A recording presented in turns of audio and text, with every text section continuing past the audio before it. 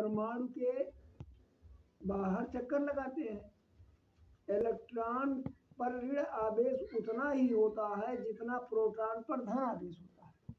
बराबर आवेश के कारण ये एक दूसरे को से आबद्ध रहते हैं।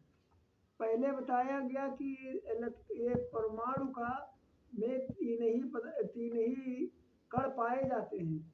मौलिक कण 3 पाए जाते हैं, इलेक्ट्रॉन, प्रोटॉन और न्यूट्रॉन।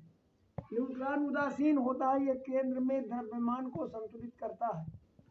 तो इलेक्ट्रॉन, प्रोटॉन और न्यूट्रॉन की थियरी थी, लेकिन बाद में जब थियरी विकसित हुई तो बताया गया कि इलेक्ट्रॉन के बाद पॉजिट्रॉन और तमाम छोटे छोटे अवयव अस्थायी रूप से किसी एटम में पाए जाते हैं। अब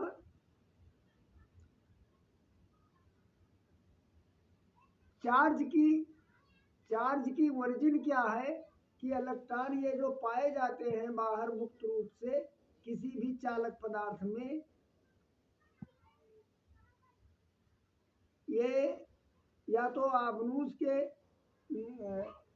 आपनूस की छड़ को या कंघी को बाल में रगड़ने से छोटे छोटे कणों को आवेशित कर लेते हैं। इसके पीछे कारण यह है कि वो ये इलेक्ट्रॉन जो है एटम का निकल करके बाहर निकल जाता है। इसके वजह से इसके अंदर धन आवेश आ जाता है। इलेक्ट्रॉन के मुक्त होने पर किसी भी एटम में धन आवेश होता है, और अगर वो इलेक्ट्रॉन को अवशोषित कर लेता है तो उस एटम का आवेश ऋण आवेशित हो जाता है।